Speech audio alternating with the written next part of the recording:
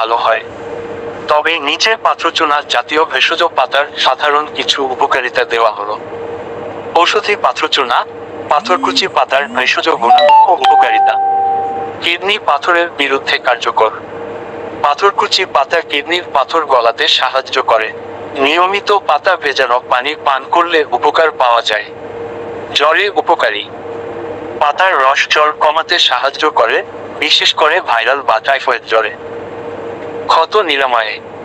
পাতার রস বা থেতলানো পাতা ক্ষতস্থানে দিলে ইনফেকশন রোধ হয় এবং দ্রুত সারতে সাহায্য করে।